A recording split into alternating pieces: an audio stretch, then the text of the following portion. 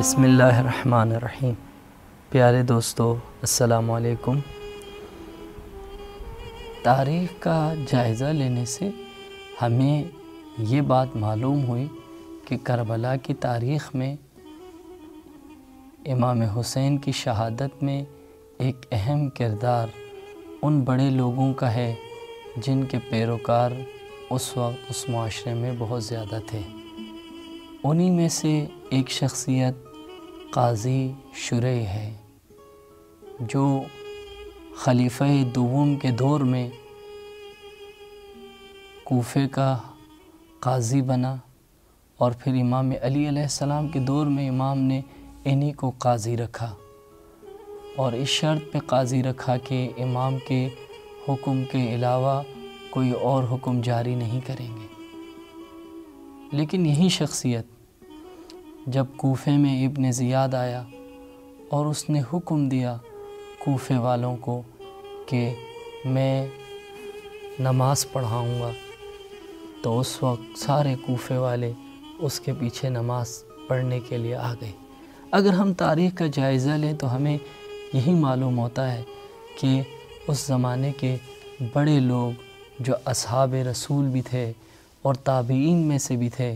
ان بڑے کرداروں نے کوتاہی کی اور بہت بڑی کوتاہی کی۔ انہی میں سے ایک قاضی شریح ہے کہ جب جناب ہانی کو ابن زیاد نے گرفتار کیا تھا، اور گرفتار کرنے کے بعد بہت اذیت اور زندان میں طرح طرح کی اذیتیں انہیں دی ہوئی تھیں، ایسے میں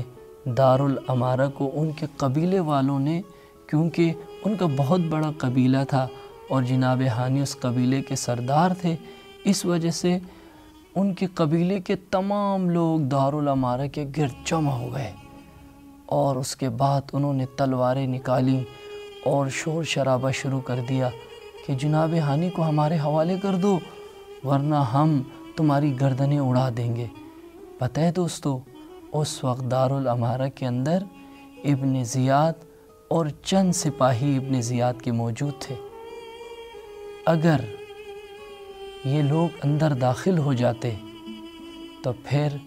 بڑی آسانی کے ساتھ ابن زیاد اور ان کے ساتھیوں کو مار سکتے تھے، کیونکہ ان کی تعداد بہت زیادہ تھی۔ لیکن ایسے میں ابن زیاد بہت پریشان ہوا، میں کیا کروں، کس طریقے سے اس مسئلے کو حل کروں؟ تو کسی نے مشورہ دیا کہ کوفے والے لوگ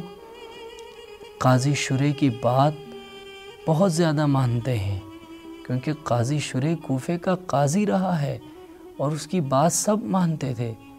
قاضی شریح کو بلایا گیا اور ابن زیاد نے منہ مانگے انعام دینے کا فیصلہ کیا اور کہا کہ تمہیں بہت بڑا عہدہ دوں گا، اور پیسوں کے لالچ میں آ کر قاضی شریح دارالامارہ کی چھت پہ چڑھ جاتا ہے اور جناب ہانی کے قبیلے کے لوگوں سے خطاب کر کے کہتا ہے کہ لوگوں، تمہیں پریشان ہونے کی کوئی ضرورت نہیں ہے، جناب ہانی کی تھوڑی سی طبیعت خراب ہے جس کی وجہ سے وہ اوپر آ کر آپ لوگوں سے خطاب نہیں کر سکتے، مطمئن رہو، ہانی کو کچھ بھی نہیں ہوگا، وہ بالکل ٹھیک ہے۔ اور جب یہ جملہ سنا لوگوں نے اور ان کے قبیلے والوں نے، تو وہ ان کے بات پر اعتماد کر کے، کیونکہ یہ قاضی شریح ہے، بنو امیہ میں سے نہیں ہے اور حق و باطل کو جانتا ہے اور کئی سال حق کی تبلیغ کرتا رہا ہے، ان کی باتوں میں آ کر سارے لوگ چلے گئے، اور پھر اس کے بعد ابن زیاد نے جناب ہانی کو شہید کر دیا۔ اگر قاضی شریح آ کر یہ کہتا کہ لوگوں، ہانی کی حالت بہت زیادہ خراب ہے، آؤ اس ظالم کا خاتمہ کرو، تو اس وقت چند ہی افراد تھے، تو ابن زیاد کا وہیں خاتمہ ہو جاتا اور کربلا کا حادثہ رونما ہی نہیں ہوتا۔ تو پیارے بچوں، دیکھا آپ نے، اگر یہ خواص میں سے یہ بڑی شخصیت اگر یہاں غلط فتویٰ نہ دیتی، اگر یہ بڑی شخصیت یہاں پر آ کر غلط بات نہ کرتی، سچائی کے ساتھ لوگوں کو آگاہ کرتے، تو پھر کبھی امام حسین علیہ السلام شہید نہ ہوتے اور اتنا بڑا سانحہ رونما نہیں ہوتا۔ بس اگر تاریخ کا جائزہ لیں تو بڑے بڑے نام جو اس زمانے کے، کوئی صحابہ رسول ہے تو کوئی تابعین میں سے ہیں، کوئی صحابہ امام علی رہے ہیں، ان بڑے بڑے کرداروں نے مل کر امام حسین علیہ السلام کی شہادت کے لیے میدان فراہم کیا ہے۔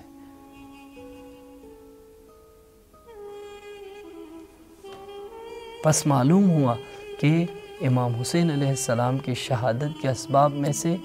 ایک سبب جہاں سلیمان ابن سرد خزائی ہے وہاں قاضی شرح بھی ہے۔ پیارے دوستو، جہاں جناب مسلم